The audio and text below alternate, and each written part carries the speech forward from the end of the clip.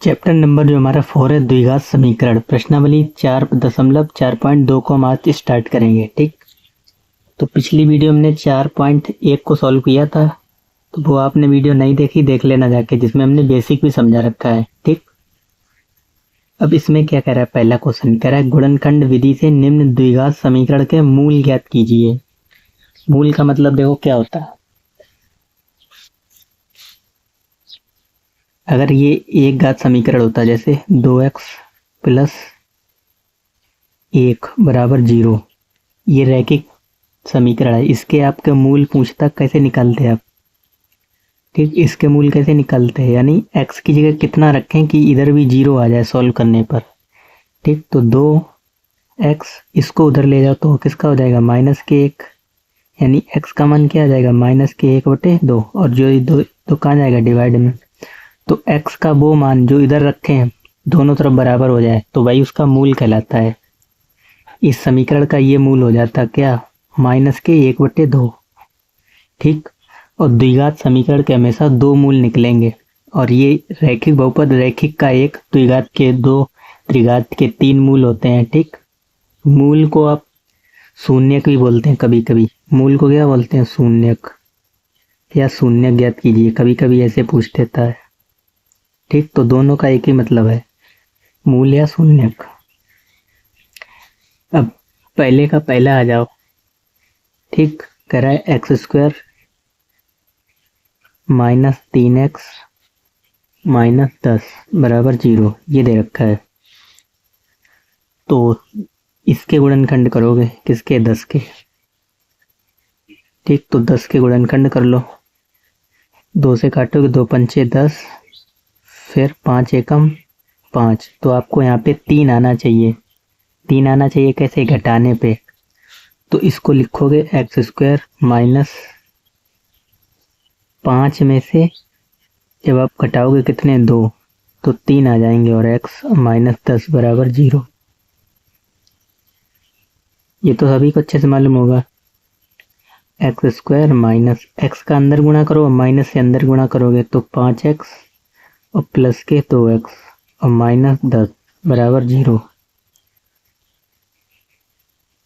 अब यहाँ से और यहाँ से जोड़े बनाओ दो दो के, यहाँ से कुछ कॉमन दिख रहा है, कॉमन मतलब जो दोनों में हो, तो आप बोलोगे सर x कॉमन है, अंदर बचेगा x -5 प्लस यहाँ से क्या कॉमन है, 2, अंदर बचेगा x -5 बराबर 0। जो 2 बार है उसको एक बार लिख लो, x -5 यानी कॉमन लेना है यहाँ से भी आप, और x + 2 इसको एक बार।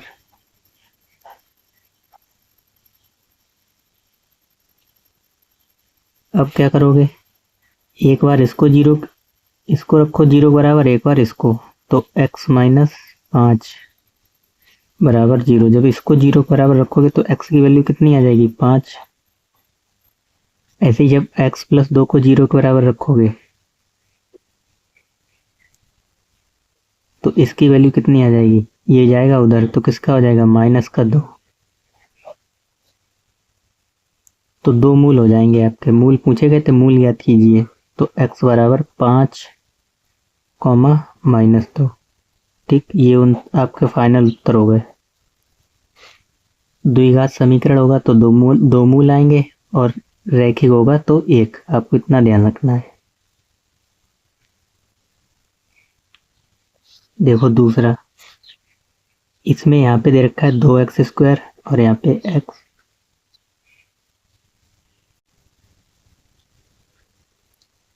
तो हम करेंगे क्या, 2 का इसमें गुणा करोगे 6 में। ठीक, जैसे इसमें कुछ नहीं था तो 1 था, तो 1 का गुणा हमने 10 में किया तो 10 ही आ गया। ठीक, ऐसे यहाँ पे 2 का गुणा करना है 6 में, तो 2 छंग 12, 12 के गुणनखंड कर लो, 2 छंग 12, 2 तीन 6, 3 एकम 3।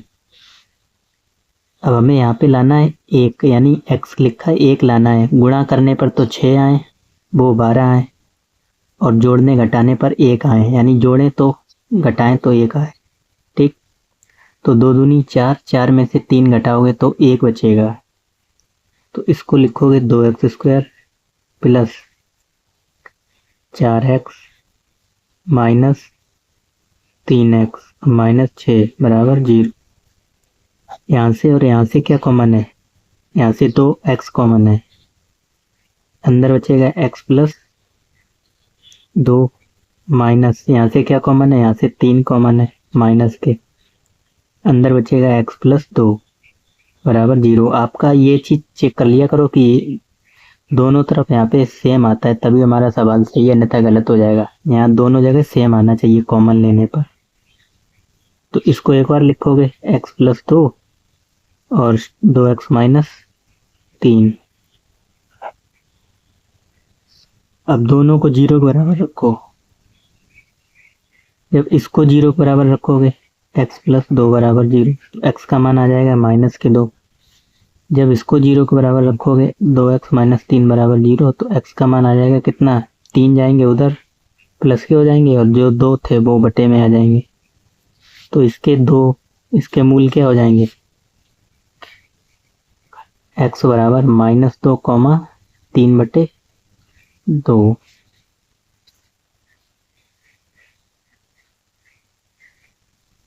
अब तीसरे पे आ जाओ। देखो ये दे रखा है।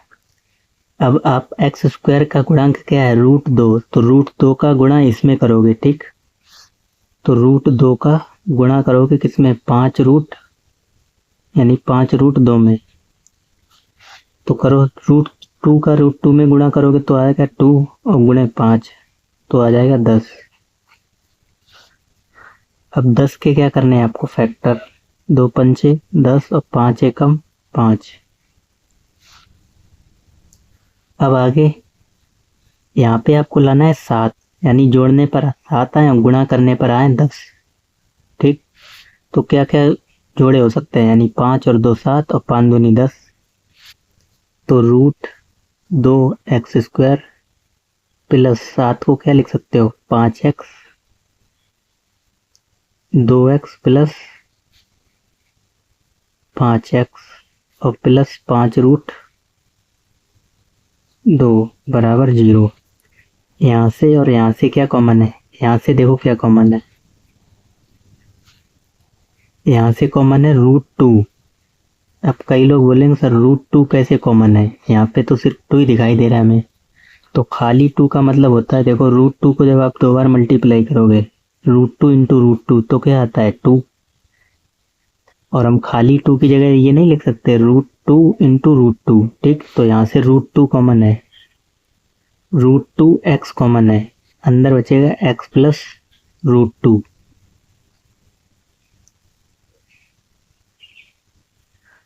फिर इधर देखो, यहाँ से क्या कॉमन है? यहाँ से 5 कॉमन है, अंदर बचेगा x प्लस √2।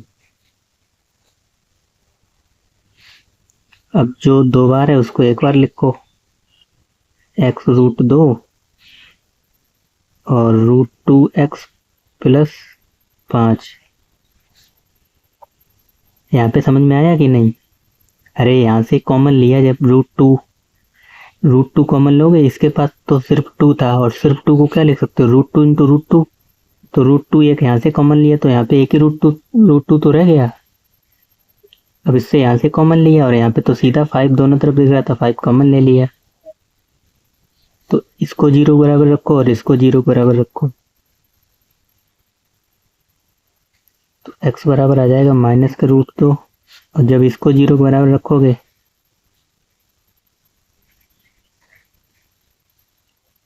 कितना था? √2x प्लस 5 बराबर 0। प्लस के 5 उधर जाएंगे माइनस के 5, तो x बराबर माइनस के 5 बटे √2,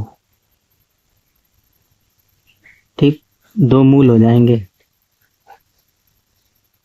एक माइनस के 5 बटे √2।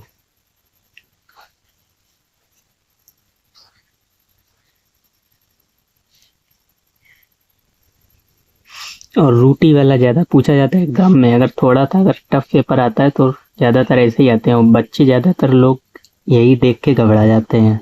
घबराना नहीं है, आपको रूट वाला ख्याल अच्छे से समझना है, गुणा कैसे होता है, रूट का मल्टीप्लाई कैसे होता है, डिवाइड कैसे होता है, आपको अच्छे से आना चाहिए।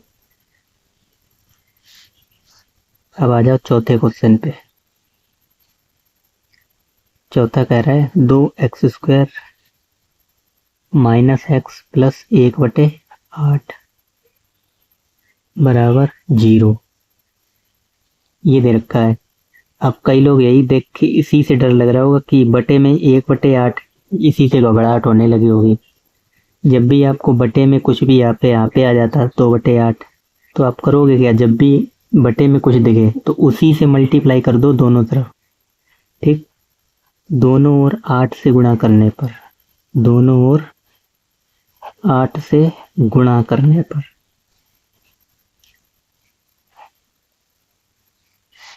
तो 8 से गुणा करोगे यहाँ पे हो जाएगा कितना, 8 दूनी 16x² माइनस 8 से यहाँ पे करोगे तो माइनस के 8x, और 8 का 1 में होगा तो 8, और इसके बटे में थे 8, और 0 में 8 का गुणा करोगे तो 0 ही आएगा। अब ये 8 से 8 खत्म हो गया तो यहाँ पे कितना बचा, 1, 16x² माइनस 8x और प्लस 1 बराबर 0। अब हमने ये 8 खत्म कर दिया, अब इतना बचा है। अब तो गुणनखंड कर लोगे, इसकी गुणा इसमें करो, 16 एकम 16 और 16 के फैक्टर करो, 2 अट्ठे 16, 2 चौके 8, 2 दूनी 4 और 2 एकम 2। आपको यहाँ पे 8 लाना है तो 2 दूनी 4, 2 दूनी 4, 4 और 4 8, 4 चौके 16 होते हैं।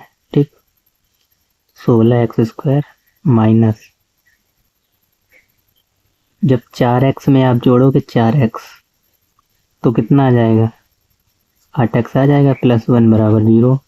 ये चीज़ें तो आपने क्लास 8 में ही पढ़ी हैं, जिनने नहीं पढ़ी हैं अब उन्हें कठिन लग सकता है थोड़ा।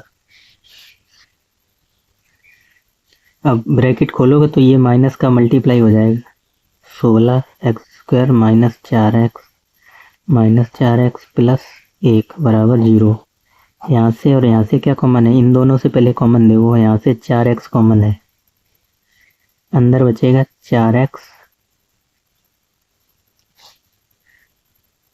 4x माइनस 1, यहाँ से क्या कॉमन है, माइनस के 1, 4x माइनस 1 बराबर 0। दोनों जगह सेम आना चाहिए बस, तो इसको एक बार लिखो बराबर 0, और यानी यहाँ पे भी तो सेम आ रहा है 4x माइनस 1, तो यही मूल हो जाएंगे, x बराबर माइनस के वो प्लस के 1/4 और इसका भी प्लस के 1/4, यानी दोनों मूल कैसे हैं, समान है इसके।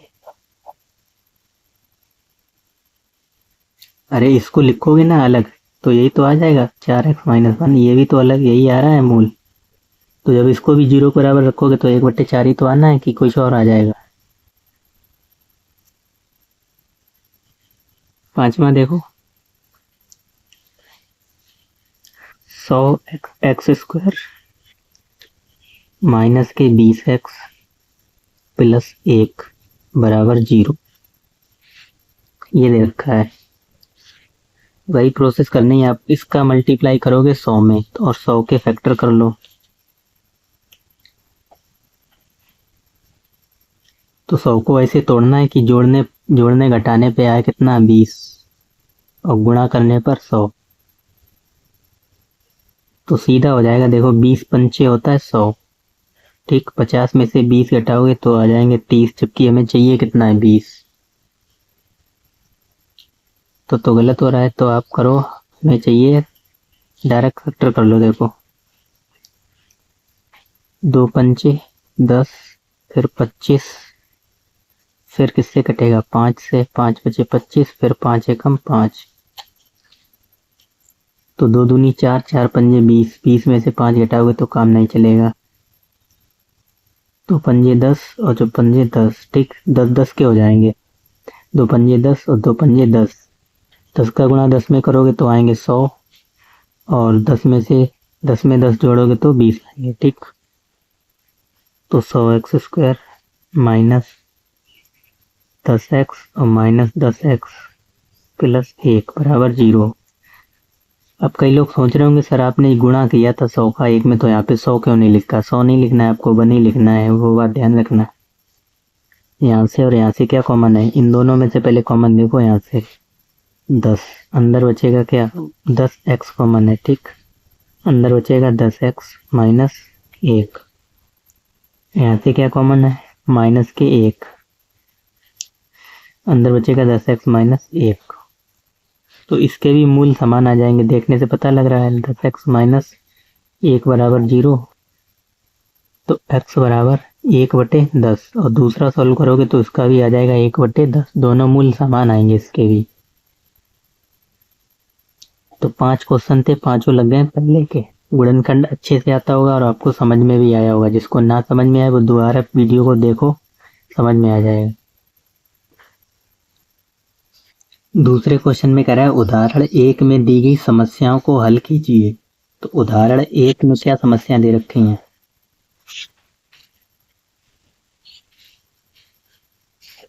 ये है, देखो उदाहरण 1। निम्न स्थितियों को गणितीय रूप में व्यक्त कीजिए, पहला और दूसरा, ठीक। इन्होंने गणितीय रूप में समीकरण बना दिया, हम सिर्फ इतना ही लिखेंगे यहाँ पे। यानी इन्होंने समीकरण बना दिया था द्विघात, ये एक तो ये सॉल्व करना है और दूसरा वाला ये 5x² माइनस 55x प्लस 750। पहले ये वाला सॉल्व कर लेते हैं, यानी मूल निकालने, वही एक ही बात है ना। x² माइनस 45x प्लस 324 बराबर 0।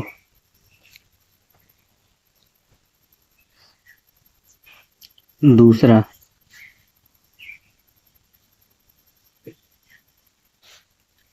माइनस 45x है, ठीक, प्लस 324 बराबर 0। अब यहाँ पे x² का गुणांक कुछ वैसा तो है नहीं, 1 होता, 1 को लिखा नहीं जाता है। 324 ही के फैक्टर आपको करने हैं। किससे कट जाएगा, देखो 4 से काट लो, 4 सत्ते 28, ठीक। कितना बचा, 29, 30, 31, 32, 44 बचेगा। अरे पूरा तो जा रहा है, 4 अट्ठे 32, 4 एकम 4। अब 3 से कट जाएगा 27 बार, फिर 3 से, 3 नेम 27, फिर 3 चुका 9, फिर 3 एकम 3।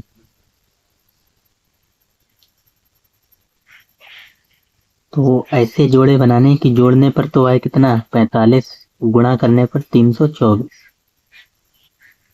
तो देखो 4 3 12 और 12 3 36, ठीक। इन सबको जब गुणा करोगे तो आएगा 36 और ये 9।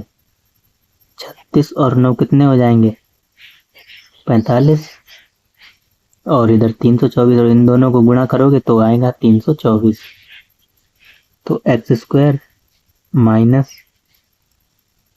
36x और माइनस 9x माइनस 3 वो प्लस 324 बराबर 0। अब यहाँ से कॉमन देखो और यहाँ से कॉमन देखो, यहाँ से क्या कॉमन है, तो यहाँ से तो सिर्फ x ही कॉमन है, अंदर बचेगा x माइनस 36। यहाँ से 9 कॉमन है, माइनस के 9 कॉमन ले लो, अंदर बचेगा x माइनस 36। इसको एक बार और x माइनस 9, दोनों को 0 के बराबर रखोगे तो x की वैल्यू ये निकल आएंगी, एक 36 आएगा और एक 9, ठीक। माइनस के है ना, उधर जाएंगे प्लस के हो जाएंगे, 36,9, इसके दो मूल हो जाएंगे। और इसी में दूसरा आपको दे रखा था x² माइनस 55x प्लस 750 बराबर 0। तो 750 के फैक्टर करो और जोड़ने पर आना चाहिए 55 और गुणा करने पर 750। तो ये तो 5 से कट जाएगा 15 बार, फिर 5 से 3 बार, फिर भी 5 से 6 बार, 2 3 6, 3 एकम 3, तो हमें लाना है जोड़ने पे 55 आना चाहिए। देखो 5 पचे 25, 25 तीन 75, 75 में से 5 6 घटाओगे तो नहीं बनेगी बात। 2 पंजे 10 और 10 पंजे 50, ये भी बात नहीं बनेगी। फिर 2 तीन 6, 6 पंजे 30, 30 में आ जाएगा 25 जोड़ दो तो हो जाएगा। ठीक, यानी इन तीनों को लो एक साथ और इसको देखो 5 दूनी 10, 10 तीन 30 और 55 25, 30 और 25 55 और इन दोनों को गुणा करोगे तो 75 ही आएगा। 25 तीन 75, x square minus 30x minus 25x और प्लस 750 बराबर 0। यहाँ से और यहाँ से पहले इनमें से कॉमन लो। यहाँ से क्या कॉमन है, x यहाँ पे भी दोनों जगह, तो x माइनस 30। यहाँ से 25 कॉमन है, अंदर x माइनस 30, x माइनस 30 और x माइनस 25 दोनों को जब 0 के बराबर रखोगे, जब इसको 0 के बराबर रखोगे तो x की वैल्यू कितनी आएगी 30 प्लस के, और इसको 0 के बराबर रखोगे तो इसकी वैल्यू आएगी 25। दूसरा था एक उदाहरण करना था, पहला में सॉल्व। ये वाले मूल आ गए इनके दोनों के, एक नीचे वाला था। अब आ जाओ अगले क्वेश्चन पे। कह रहा है ऐसी दो संख्या ज्ञात कीजिए जिनका योग 22 और गुणनफल 182 हो। ये क्वेश्चन बहुत बार पूछा गया एग्जाम में। तीसरा, ऐसी दो संख्या ज्ञात कीजिए जिनका योग यानी जिनको जोड़ें तो 27 है और गुणा करें 182 है।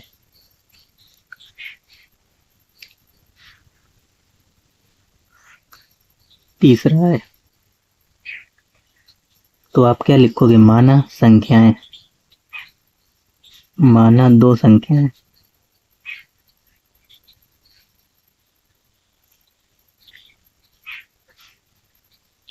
x व y हैं। इसमें दो कंडीशन दे रखी है। कह रहा है जब हम दोनों को जोड़ें तो 22 आएगा, फर्स्ट कंडीशन, यानी x प्लस वाई बराबर 10। और दूसरी कंडीशन में कह रहा है इन दोनों को गुणा करें, यानी x गुणे वाई बराबर, तो कितना आ रहा था 182। अच्छा, x का गुणा y में करोगे तो एक्स वाई तो हो जाएगी बराबर 182। इसको आप इक्वेशन 1 मान लो। यहाँ से क्या कर सकते हो, यहाँ से हम y का मान निकाल सकते हैं या x का, और जो मान निकालेंगे वो यहाँ पे रख देंगे समीकरण 1 में और सॉल्व कर लेंगे। तो हम y का मान निकाल लें 182 बटे x। ये तो सभी को मालूम होता है जब दो संख्याएं गुणनफल में होती हैं तो ये एक हमेशा डिवाइड में चली जाएगी, जो गुणा में होता है वो भाग में जाता है और प्लस में है तो माइनस में चला जाएगा। तो y की वैल्यू कितनी आई 182 बटे x। अब एक y बराबर 182 बटे x कहाँ पे रखो, तो समीकरण 1 में। समीकरण 1 में y का मान रखने पर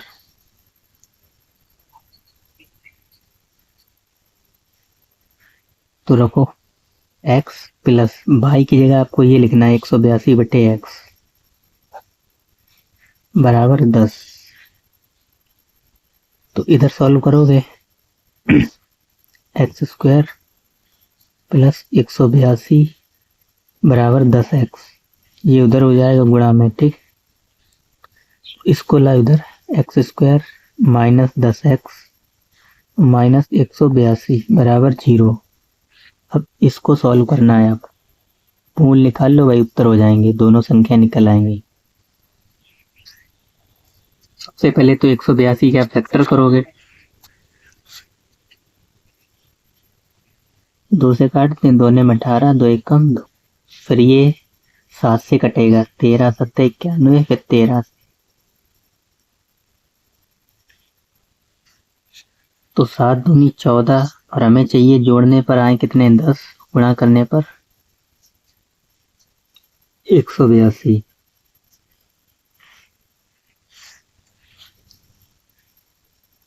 7 दूनी 14, 13, 14 गुणे 13 कितना आएगा?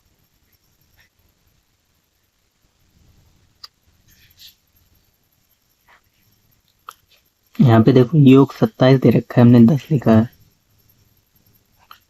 27 है, ठीक कर लेना।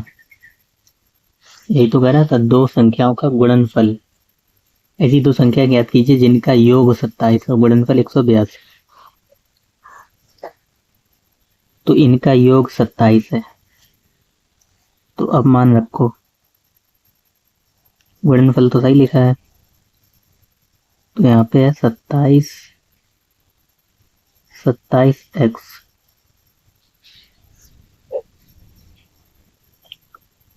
तो यहाँ पे भी हो जाएगा माइनस के 27। अब आपको ऐसे फैक्टर करने की, जोड़ने पर आए कितना 27 और गुणा करने पर 182। देखो 7 दूनी 14 और 13 कितने हो जाएंगे? 27 हो जाएंगे। 14 13 हो जाएंगे या नहीं? 14 13 27, तो गुणनखंड तो हो ही गए। एक्स स्क्वायर माइनस के 13x माइनस 14x और माइनस 182 बराबर 0। यहाँ से कुछ कॉमन दिख रहा है, और यहाँ से आप बोलोगे सर x कॉमन है, x माइनस 13, और यहाँ से क्या कॉमन है? 14। अंदर बचेगा x माइनस 13 बराबर 0। x माइनस 13 इसको एक बार लिखोगे, और x माइनस 14, तो दोनों को 0 के बराबर रखोगे, पॉजिटिव ही आने, यानी एक x की वैल्यू आएगी 13 और एक आएगी 14। तो दो संख्याएं आपने मानी थी x तथा y, यानी दोनों संख्याएं यही हो जाएंगी 13 और 14। अगर चाहो तो y का मान अगर आप यहाँ पे रखोगे x का मान, तो y का मान भी अलग आएगा। जैसे x का मान यहाँ पे 13 रखोगे तो 14 आएगा, और 14 रखोगे तो 13 आएगा। तो दो संख्याएं क्या हो जाएंगी? 13 व 14।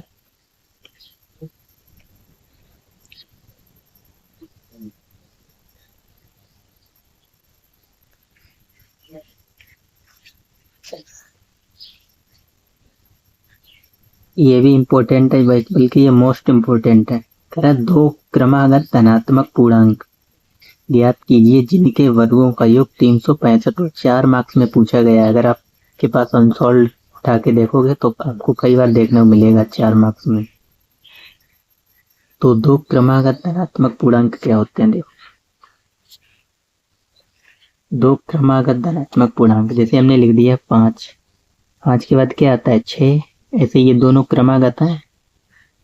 ऐसे ये लिखा है 17 और 18, तो ये भी दोनों क्रमागत हैं। कह रहा दो क्रमागत धनात्मक पूर्णांक के वर्गों का योग कितना है? 365। तो उन्हें ज्ञात कीजिए। तो दो क्रमागत धनात्मक पूर्णांक ये होते हैं, पहला अगर x है तो दूसरा होगा x प्लस 1, यानी दूसरा एक ज्यादा ही तो होता है पहले से। जैसे ये 6 क्या है? 5 से एक ज्यादा ही तो है। ऐसे 18 क्या है? 17 से एक ज्यादा है। तो एक हमने x माना, तो दूसरा क्या हो जाएगा? x plus 1। तो अगर पेपर में आता है तो आपको पूरा करके दिखाना है। चौथा,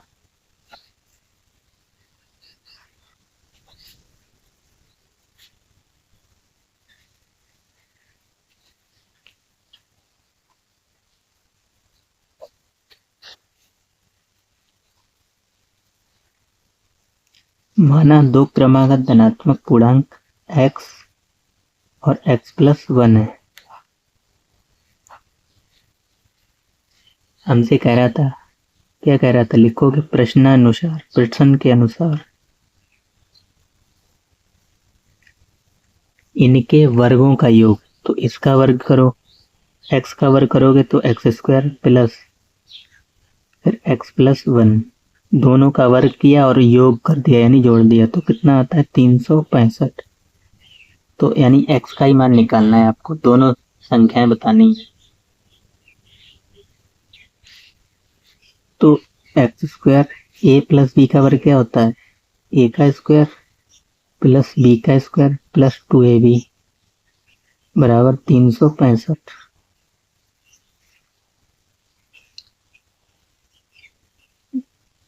एक्स स्क्वायर में एक्स स्क्वायर जोड़ो तो कितने हो जाएंगे, 2x स्क्वायर। और इस एक को उधर ले जाओ प्लस 2x, इसको एक को उधर ले जाओगे तो ये हो जाएगा माइनस का, तो इधर बचेगा कितना 364। 2x स्क्वायर प्लस 2x बराबर 364। अब देखो 2 यहाँ पे भी है और यहाँ पे भी है, तो 2 कॉमन ले लो। 2 कॉमन लोगे तो एक्स स्क्वायर प्लस 2x बराबर 364। फिर ये 2 कॉमन लिए तो इससे ये कट जाएगा।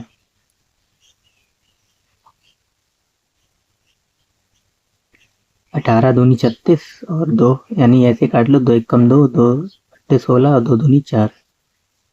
तो ये बन गया एक्स स्क्वायर प्लस एक्स, और इसको इधर लाओगे तो माइनस के 182 बराबर 0।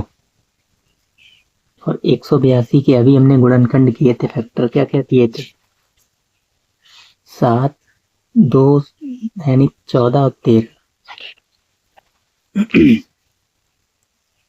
तो एक्स स्क्वायर प्लस 14x में से अगर आप घटाओगे माइनस के 13x तो बचेंगे x। अब माइनस 182, यहाँ से और यहाँ से कॉमन ढूंढो। यहाँ से क्या कॉमन है, x, यहाँ से माइनस के 13 कॉमन है, तो x प्लस 14 को एक बार और x माइनस 13 को एक बार। जब इसको 0 के बराबर रखोगे तो x की वैल्यू कितनी आएगी, माइनस के 14, और इसको 0 के बराबर रखोगे तो इसकी वैल्यू आएगी प्लस के 13। अब आपसे पूछा था धनात्मक पूर्णांक ज्ञात कीजिए,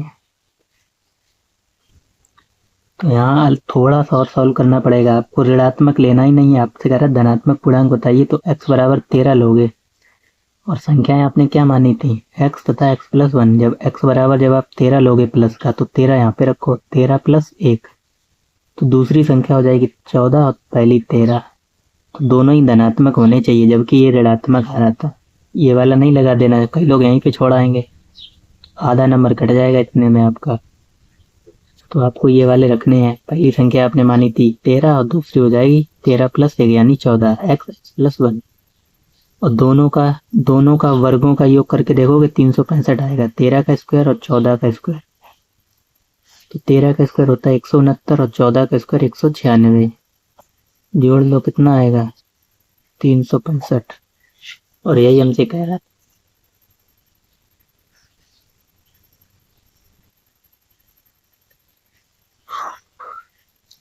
पांचवें में कह रहा है एक समकोण त्रिभुज की जो ऊंचाई है इसके आधार से 7 सेंटीमीटर कम है। यदि कर्ण 13 सेंटीमीटर तो अन्य दो भुजाएं ज्ञात कीजिए। इसमें से एक ना एक क्वेश्चन आपको पेपर में जरूर देखने को मिलेगा इस एक्सरसाइज से। एक समकोण त्रिभुज है आपके पास, आपको ऊंचाई कराए, एक समकोण त्रिभुज की ऊंचाई इसके आधार से 7 सेंटीमीटर कम है।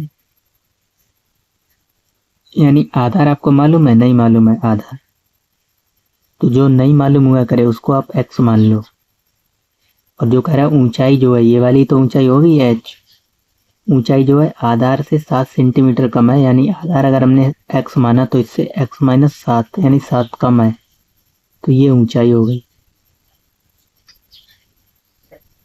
और क्या कह रहा है, यदि कर्ण 13 हो, ये वाली दे रखी है यहाँ से यहाँ कर्ण, ये कर्ण और ये आधार और ये लंब यानी ऊंचाई, तीनों चीजें पता लग गई। अब पाइथागोरस प्रमेय लगा दोगे इसमें। पांचवा था आपका, तो लिखोगे माना समकोण त्रिभुज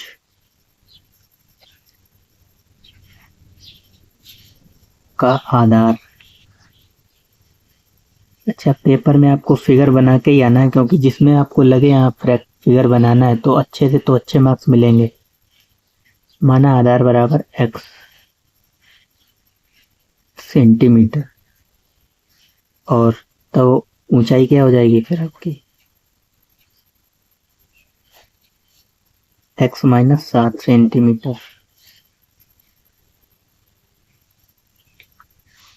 अब लिखोगे समकोण त्रिभुज में, यहाँ पे नाम लिख लो ए बी सी। समकोण त्रिभुज ए बी सी में पाइथागोरस प्रमेय से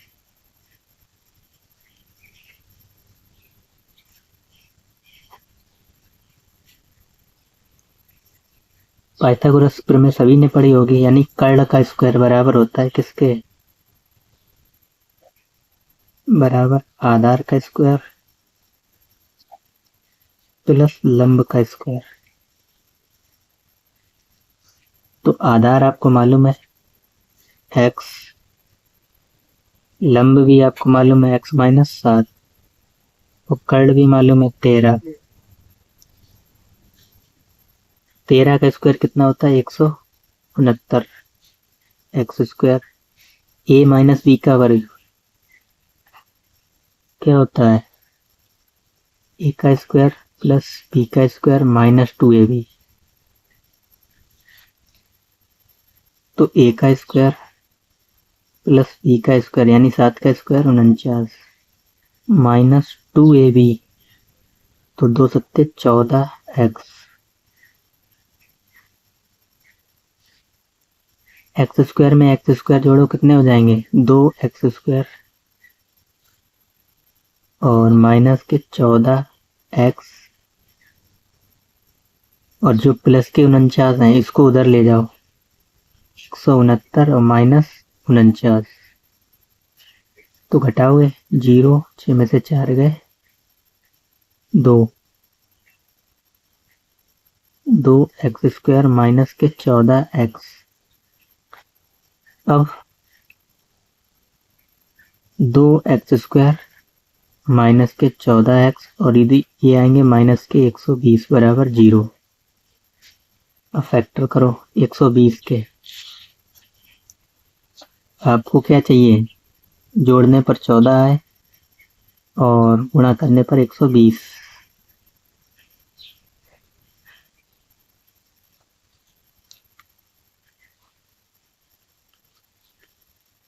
तो ये फैक्टर हो जाएंगे। तो वो क्या करोगे आप, 2 दूनी 4, 4 दूनी 8, 8 में से 15 घटाओगे काम बनेगा नहीं। 3 पचे 15 दूनी 30, तो भी काम नहीं बनेगा। 2 दूनी 4, 3 12, 12 में से 10 घटाओगे तो भी काम नहीं बनेगा। 2 दूनी 4, 4 पंजे 20, 20 में से 6 घटाओगे तो काम चल जाएगा। ठीक, 2 दूनी 4, 4 पंजे 20, तो 20 और गुणे तो 3 6, 20 छंग 120, और 20 में से 6 घटाओगे तो आ जाएगा माइनस के 14। अरे यहाँ से 2 कॉमन भी ले सकते थे आप। ठीक, 2 कॉमन ले लो तो ज़्यादा सही रहेगा। तो 2 कॉमन लेगो क्या हो जाएगा एक्स स्क्वायर माइनस के 7x माइनस के 60 बराबर 0, और आसान हो जाएगा।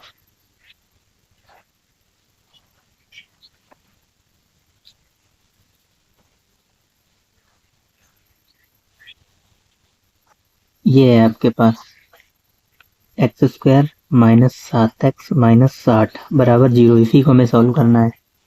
तो 60 के फैक्टर यहीं से देख लो, ये हो जाएंगे। आपको 7 लाना है तो 3 पचे 15, 15 में से 4 गए तो काम नहीं बनेगा नहीं। 2 दूनी 4, 4 3 12, 12 में से 5 गए 7, तो ये काम बन जाएगा x square minus 12x minus plus के हो जाएंगे 5x और माइनस 60 बराबर 0। यहाँ से और यहाँ से क्या कॉमन है, यहाँ से x कॉमन है, x माइनस 12 प्लस यहाँ से 5 कॉमन है, अंदर x माइनस 12। x माइनस 12 को एक बार और x प्लस 5, दोनों को अलग अलग जीरो के बराबर रखोगे तो एक एक्स का मान आएगा +12 और एक आएगा -5। अब हमें क्या करना था, हमें निगेटिव वैल्यू लेनी नहीं है, निगेटिव अमान्य हो जाएगी, आपको हमेशा पॉजिटिव वैल्यू लेनी होती है। तो ये आया 12, यानी आधार आपने माना था x, ये तो आ गया 12 और ये कितना आ जाएगा, यहाँ पे 12 रखो, 12 में से 7 गए तो ऊंचाई आ जाएगी 5 और यही आपको ज्ञात करनी थी। क्या ज्ञात करनी थी, तो कह रहा 2 अन्य भुजाएं ज्ञात कीजिए, यानी आधार तो 7 हो गया, वो 12 हो गया और ये 5 हो गया।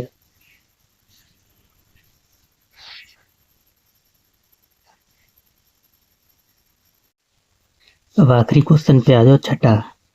देखो कह रहा है एक कुटीर उद्योग एक दिन में कुछ बर्तन का निर्माण करता है, ठीक, मतलब एक कुटीर कुछ कारखाना रहा होगा जहाँ पे बर्तन बनते हैं, तो एक दिन में कुछ बर्तन बनाता है। कह रहा है एक विशेष दिन यह देखा गया कि प्रत्येक नग की निर्माण की लागत, यानी जो एक चीज बनती है, नग मतलब एक चीज है, जो भी दर्जन बोलते हैं वो उसके लिए यूज किया गया, कि रुपए में उस दिन के निर्माण के लिए किए गए बर्तनों की संख्या के 2 गुने से 3 अधिक थी। यदि उस दिन कुल निर्माण लागत 90 थी तो निर्मित बर्तनों की संख्या और प्रत्येक नग की लागत ज्ञात कीजिए। ठीक, तो सबसे पहले आप क्या करोगे, इसमें मान लो क्या माना, एक दिन में निर्माण बर्तनों की संख्या, ठीक, इसको भी माना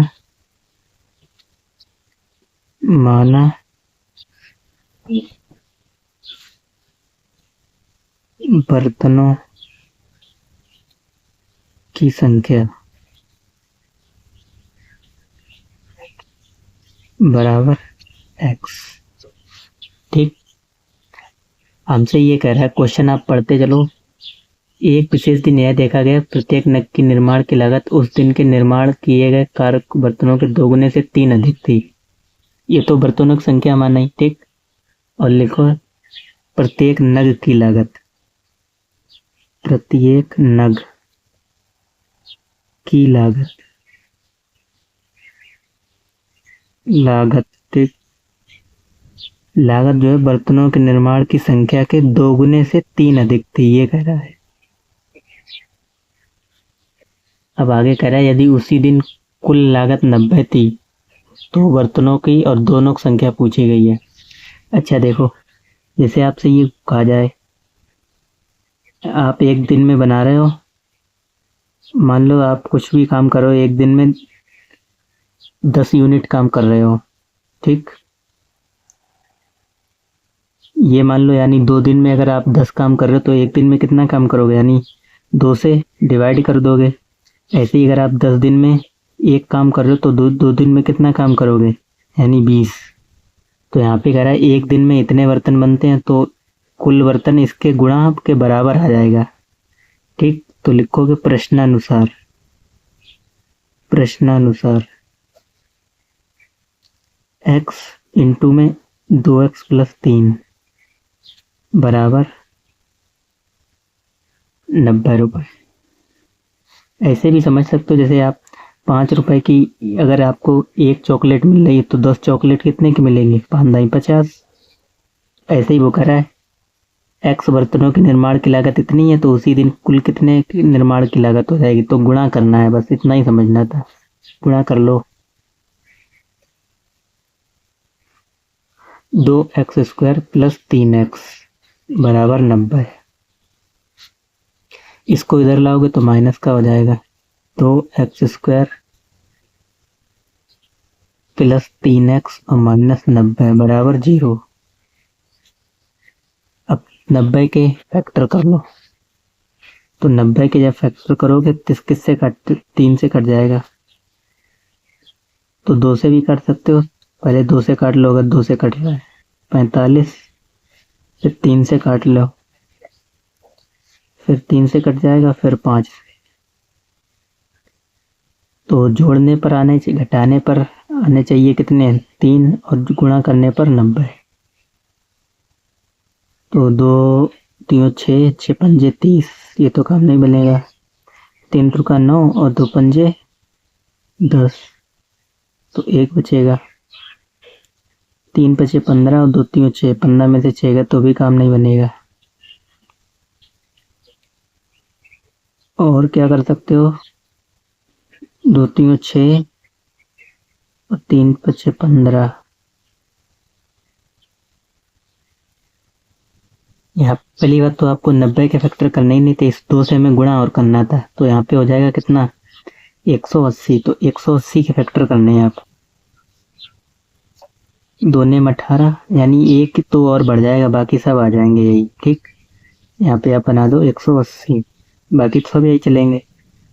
तो अब करो, देखो 3 तुरका 9, 9 पंजे 45 और 2 दूनी 4, काम नहीं बनेगा। 3 तुरका 9, 2 दूनी 4, पंजे 20, 20 में से 9 गए तो भी काम नहीं बनेगा, हमें 3 चाहिए घटाने पे। फिर 2 दूनी 4, 4 तीन 12 और 3 पचे 15, तो आ जाएगा। ठीक, यानी 15x माइनस 3x, वो 12x। ठीक, 15 में से 12 जाएंगे तो आ जाएंगे 3x, और 15 12 करोगे 180 आएंगे। और इधर क्या था 2x²। अब यहाँ से और यहाँ से कॉमन देखो, यहाँ से क्या कॉमन है, यहाँ से कॉमन है कितना, सिर्फ x कॉमन है, 2x माइनस 15। और यहाँ से क्या कॉमन है, यहाँ से कॉमन है 6, अंदर बचेगा 2x माइनस 15। इसको एक बार लिखोगे और x माइनस 6, दोनों को 0 के बराबर रखो। जब इसको 0 के बराबर रखोगे तो वैल्यू कितनी आएगी, 2x बराबर, उधर जाएंगे प्लस के 15 हो जाएंगे, तो x बराबर 15/2, और ये हो जाएगा x बराबर 6। अब हमसे क्या क्या पूछा गया था, कह रहा था प्रत्येक बर्तनों की संख्या और नग की लागत। तो बर्तनों की संख्या हमने x मानी थी, x तो आ गया 6, 6 यहाँ पे रख दो, 6 दूनी 12 और 3 15। ठीक, 6 दूनी 12, 3 15।